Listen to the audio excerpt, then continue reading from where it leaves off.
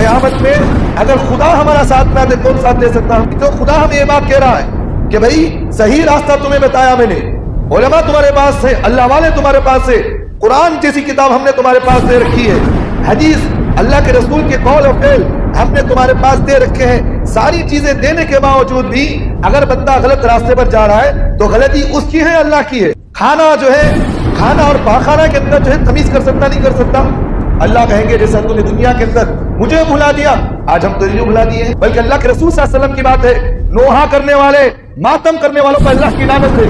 رسول نے فرمایا ان لوگوں کو دیکھنے والے بھی گنہگار ہیں۔ کوچوں میں جو ہے پنجے اٹھا کر ناچنے والوں کو یہ اللہ کے رسول نے لعنت کیا ہے۔ یہ دین کا مذاق ہے، اس سے کوئی غیر مسلم مسلمان نہیں ہوتا بلکہ اسلام کا مذاق ہوتا ہے۔ اس طرح کی چیزیں کرنا، ماتم کرنے والوں پر اور جو ہے اس طرح کرنے والوں پر اللہ کا عذاب کی لعنت ہے ان پر۔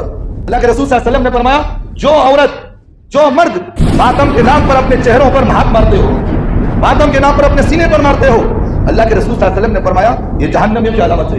نہ ماتم کرتے ہوئے اگر خون بھی اگر زمین پر قطرہ گرا ہے انہیں حرام کا کام کرا ہوا، اگر مر گیا حلال سمجھتے ہوئے اس نے کہا کہ بھئی یہ کام حلال ہے، میں جو کر رہا ہوں وہ صحیح کام کہہ رہا ہوں، میں لکھ کر دے سکتا ہوں، اگر مر گیا تو سیدھا جہنم میں جاتا ہوں۔ خود خوشی ہے، اللہ تعالیٰ قرآن مجید میں فرماتے ہیں لا تظلموا فیہن انفسکم، اپنے جانوں پر ظلم نہ کرو۔